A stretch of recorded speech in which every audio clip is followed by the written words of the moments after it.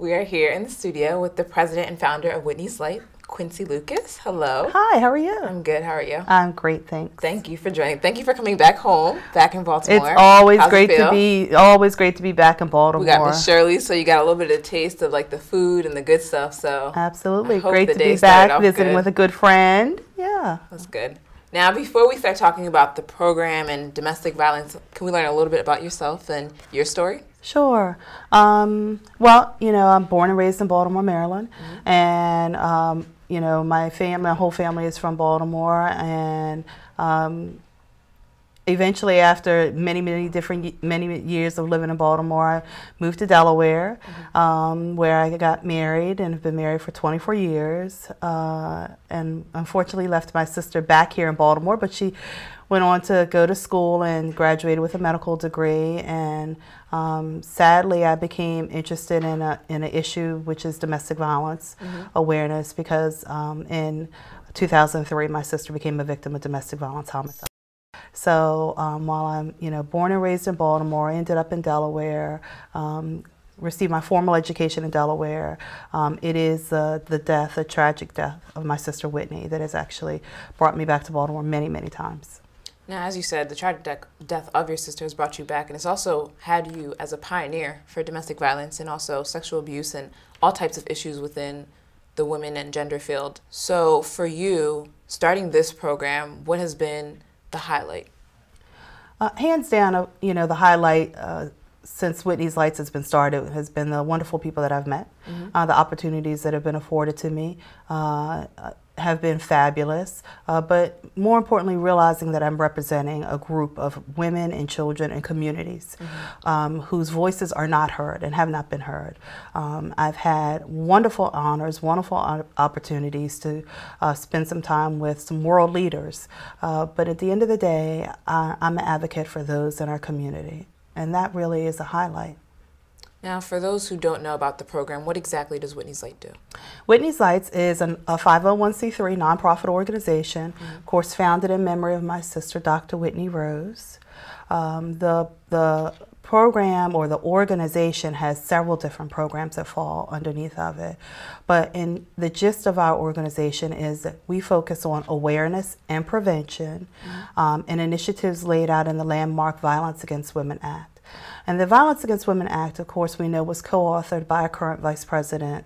And Vice President Biden, of course, has been a pioneer himself with women's issues. And our organization just took a different road. And as there are lots of organizations that focus on victims after they've been a victim of domestic violence, our organization focuses on preventing people from becoming a victim of intimate partner violence, domestic violence, teen dating violence. We focus solely on spreading information, doing workshops, doing presentations, as well as hosting our Youth Ambassador program, which is a signature program that teaches teens ages 14 to 18 about making some healthy life choices. Because we know if we start, the younger we start, then we can prevent the cycle of abuse. And so that's one of our signature programs, in addition to workshops and presentations that we do throughout the country.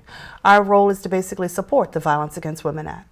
Okay. Now, as you said, you do focus on the age of the youth between high school, and 1 in 5 female high school students report being physically and/or sexually abused.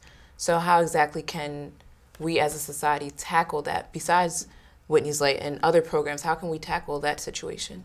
Hands down, the way that we could tackle it is to have discussions, have open discussions about what's acceptable and what's unacceptable. Making sure that our students, our youth, know from a very early age what a healthy and a safe relationship looks like.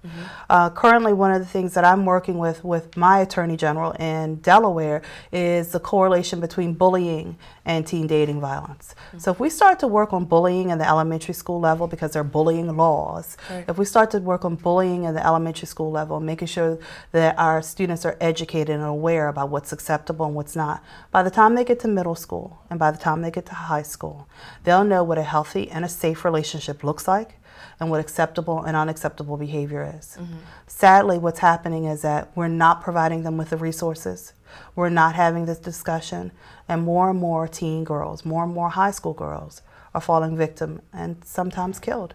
As you said, it's such a tragedy to see it become a living reality. So many young teens becoming susceptible to such violence and allowing themselves to be placed in certain situations. But even with these programs and even with the discussion, it still becomes difficult. So where should a teen like this turn to if she finds that she can't find discussion with a peer, with an elder, with a mentor? Where would you recommend that these young ladies and even men, where should they turn to? I'd love to say that there were a ton of resources out there, but they're not. There really are not a lot of resources. There are websites such as safeandrespectful.org. There are some websites that are available for teens to go to, but ultimately they really need to find a mentor or someone that they can confide in when they're in a situation that's questionable or they feel uncomfortable with. We like to say that it's great to look for role models within your family, but often sometimes in your family there could be abuse. So really they need to find a role model who they can confide in, someone they can bounce ideas off, someone that they know that if they speak to them, they can trust them. So while we have safeandrespectful.org and a couple of other websites, really we are very limited in resources. Matter of fact, one of the initiatives that I sat in a White House meeting about 3 or 4 months ago, and one of the initiatives that Vice President Biden and Lynn Rosenthal, who's in charge of domestic violence for the country, their focus is on tackling what's going on between the 16 to 24-year-old age group. That is the highest number of incidents of domestic violence right now. And knowing also when we talk about our African American community that the #1 cause of death between African American women between the ages of 15 and 34 is intimate partner homicide. That's a real problem. And I'm glad that you brought that up, being that it is the minority report. It's something that I do want to tackle and speak about because, as you said, especially within the African American community with women, they suffer the deadly violence from other partners and family and even family members. So when you see crumbling issues like abuse and sexual neglect and different things like this attacking the community, how do you feel? I feel devastated. I feel like there's so many of us who have missed the warning signs that were out there. Even in my sister's case, my sister was a psychiatrist at the University of Maryland. There were warning signs that we missed. And what would you say those warning signs are? I would say control, hands down, isolation. At one point in time, the person she was involved with wouldn't let her see her friends or hang out with her friends. Controlling, when she was coming to and from places. Stalking is huge. This person that she was involved with would track how long it took her to go to work and how long it took her to come home. He would show up at her job, and when they were asking, if he needed anything, he was just checking to make sure she was there. So, stalking even, now is prevalent with cell phone usage. If your mate is sending 80 text messages in a day, that's stalking. There's stalking laws. So many signs that we missed. My sister was a psychiatrist, but she was always needy for money, because there was financial abuse. The person she was in a relationship with was controlling her finances, yet we missed the signs. She at one point in time really was not allowing her friends or her family around her, and he was controlling it. So someone who normally had high self-esteem, a beautiful young lady, very well educated, had lost her self-esteem, felt like she could not come to family, and as a result, he had full control. I'm glad that something that you said was the self-esteem, because I think within the African American community, something that's prevalent as well is you start to lose that confidence and that trust in yourself to realize something's wrong. So how would someone come to that realization or find someone to confide in? Like what would you recommend even with your personal story, what would you recommend that a person who is being abused do or come to terms with in order to combat this? Right. I think everyone loses their way at some point in time in life. I think women, men across the board, at some point in time, we all have a little bit of a battle with our self-esteem. But we, hopefully through growth and maturity, we come out of it. The problem arises when you don't come out of it, you don't feel like you are capable of completing things. You don't feel like you are worthy of attention and respect. Perhaps you're walking around with your head down low. Perhaps you are allowing negative thoughts to come your way. There's really a problem there when you feel like that you are not capable of doing anything. There's nothing positive that you bring to the table. That's hands down, that's a red light, that there's something wrong. Definitely you want to be speaking to a counselor, to someone that you trust or can confide in, because someone who really cares about you will help to remind you what you are and who you are and how special you are. But to think that none of us battle with self-esteem issues is unrealistic, but it's whether or not there's someone in our life who controls it and helps us to feel even worse than we may already do. And something else that you said was the counsel, how important that is to recuperate and to become who you are. But within the African American community, so often it's something that's ostracized and looked down upon. Absolutely. So how do we as a community become comfortable with the idea of meeting with a counselor, having that conversation, starting that discussion? Because oftentimes this is why programs such as Witney's Light may not work as well within the African American community. It's the stigmatism attached to going to a counselor, going to a psychiatrist, being a part of a program, even like the Youth Ambassador program. There's a stigmatism attached to it. And as we start to talk more about the positive, the upswing, the leadership, the conflict resolution, the benefits that you get out of going to see a counselor, then it starts to peel back the layers that are associated with the stigmatism. Often, you know, you've heard the phrase, you know, we have not because we ask not. Often we are stuck in positions because we have not sought help. We need to, as an African American community, realize that it is perfectly normal for individuals to confide in a faith-based leader, in a counselor, in a psychiatrist, in a confidant, someone that you can trust to help you as you continue on your way. Oftentimes we'd rather sometimes kick people when they're down instead of really help to build them up.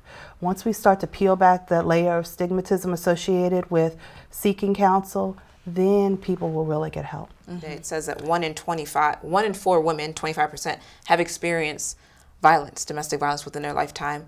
And 3 out of 4, that's about 74% of Americans, personally know someone who has been a victim of domestic violence but don't speak up. Absolutely. How often do you find that's the case? Well, sadly, you know, when you were reading that statistic in particular, the CDC has since changed that. I gave a speech just yesterday in Kentucky, and the CDC has since changed that.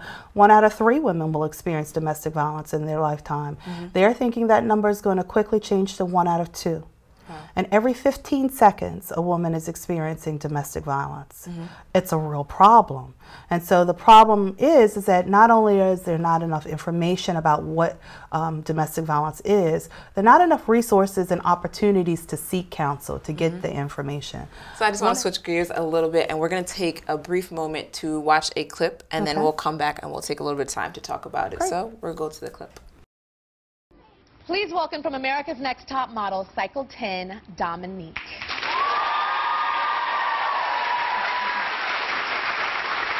So, Dominique, on Top Model, you were the girl that was very opinionated, this big personality. People got a lot of laughs enjoying watching you and a lot of joy seeing you take beautiful pictures. But there's something else that was going on in your past that we did not know about. And it was an abusive boyfriend. So tell me about that. Tell everybody about that. Well, when I was 19 years old, I was getting out of an old relationship that wasn't really abusive, just wasn't working. And, you know, I guess I was looking for love. I was wanting a family. I was wanting to feel like somebody could love me more than I guess I love myself. You didn't love yourself then? No. You know, I think I was wanting somebody to prove to me, so I could show myself that, hey, you know what, Dominique, you can love you too. You know, just wanting so much that I wasn't giving myself. So at 19, I got caught up. And in the beginning, it's never abusive. In the beginning, it's fun. Happy and good. It's happy and good. So you moved in with him in 3 months. You guys moved in together.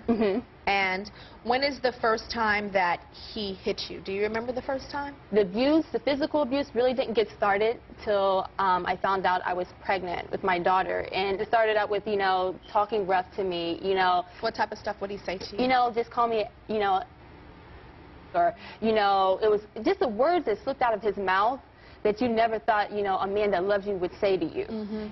Take me back to the day when he punched you in the head and you blacked out.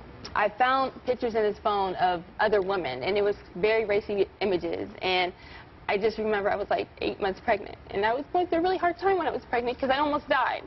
Okay. And I was just really wanting to hold on to life. I was trying to really I was trying to make it with my baby, my first child, and I just remember him just turning it and reversing it on me, and I just remember him on top of me, and he just like punched me in the back of my head, and he was like 8 months pregnant? Yes, and he was punching me in my back and spitting on me and just calling me a and everything else. And it was just really hard. And when you're pregnant and you're trying to make it work, and, you know, at the same time, I don't know if, like, you know, what's going to happen with my pregnancy because I was so ill. I was just trying to hold on to life. That's all I could think about. It wasn't necessarily so much the abuse. Golly, why is he doing this to me? But I wanted to hold on to the life that I was carrying. So what are you thinking when a man is beating you? What's going through your mind? Are you in your head? In my mind, your body? It's like when I blacked out, it's like, oh, my God, I'm going to die. Because it's like, you know what? At that point, the only thing that's left in you is to fight back. And where that goes is very scary. I knew that, you know, it was getting to the point where it's either me or him. That you were going to kill him? Well, it was getting to the point where I had to, either I was going to die or I was going to protect myself. What am I going to do? Okay, so we're coming back from the clip, and it's clearly emotional, and it's very strong, and it talks a lot about what we said before. That's why I wanted to bring a personal touch into it and watch a clip of someone who's been through, well, the abuse and the domestic violence. And one thing that was very interesting that she said was that she was, in some sense, fighting for her life and trying to hold on to life, and that being her own and her child's as well. So seeing that, what were your reactions? You know, I wish that I could say that I was stunned when I saw the clip. But often that is the story of many women out here. Relationship starts off okay, and there's that honeymoon phase, and in the cycle of violence, we know there's a honeymoon phase, then tension builds up, and then there's an explosive eruption. And sadly enough, that happens often. So I'm not surprised. I'm sorry that that's what she had to go through. I'm very happy that she was able to get out of that situation, because even coming out of an abusive relationship, you are risking your life even as you leave an abusive relationship, because often women are killed just at the attempt of trying to leave.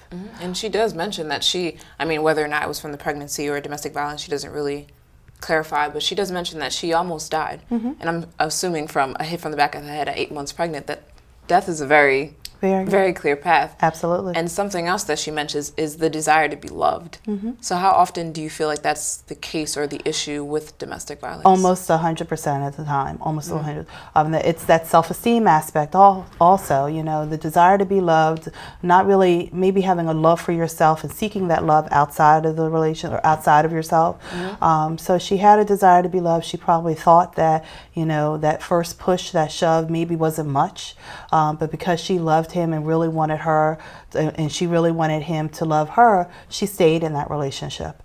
So again, I'm not at all surprised that's something that she had to experience. Sad that she had to experience it, but I hear that often, that the need to be loved, the desire to be loved. And often women will put up with almost anything. Right.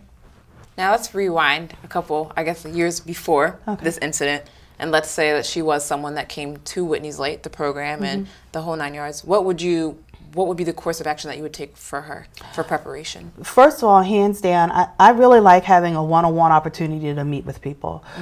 With, you know, if it's a program that we're doing, you know, we often will do interviews to kind of get an idea of where they're at. And often that will open them up to share some experiences that they've had with me. I'd like to also, I probably would have also talked to her about what she foresees in her future. You know, where does she see herself? What direction would she like to be going at? What's her plan to get there?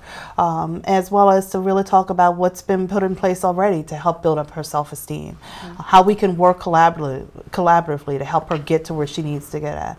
There's so much that needs to be done in the healing process, or just to make sure that teens and youths are comfortable in who they are before they even get in an abusive relationship. So I would have met with her one-on-one. I would have made sure that she was comfortable and confident in who she was. I would have made sure that she knew that Witney's Lights is a resource should she find that she's in a difficult situation. I would have given her all of the information that we had about conflict resolution, about healthy and safe relationships, about leadership, and made sure that there was a follow-up, because hands down we know that too many programs, there's a workshop and that's it. Right, that's what I was it's gonna a ask. one and done. That's what I was going to ask. It's a one and done, because she was 19 at the time. Exactly. So she has a whole life ahead of her. Absolutely. So of course different situations will arise. So even after she's gone through the preliminary where she's giving the pamphlets, you're giving her the talk, or the interviews, where one-on-one sessions, what happens for her after she leaves this? There's a follow-up. And the follow-up, a member of my team always follows up with people that we meet with. And then they also, often people who are in dire situations, they have my personal number that I give out, and people are able to contact me. But there always has to be a follow-up. You know, where are you 6 months from now? Where are you a year from now? How have things progressed?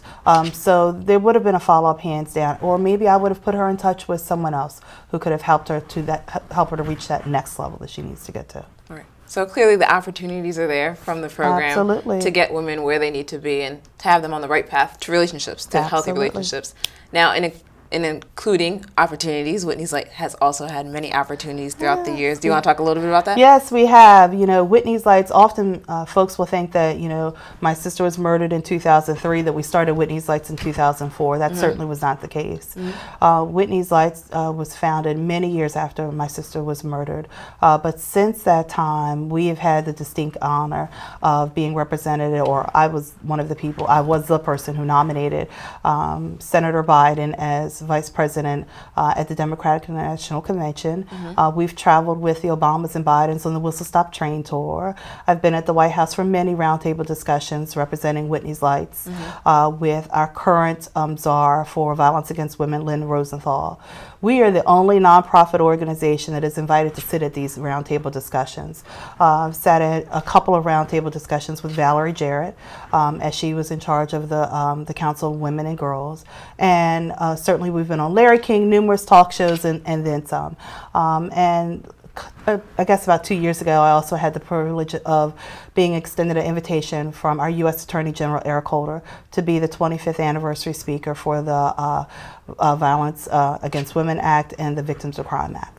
So we've been all over the place. So of all these places that you've been, you've done the politics side, you've done the lobbying side, you've kind of done the campaign, you've done everything in some sense. Yes. You've done the media side. Done the media side. So what are you most proud of?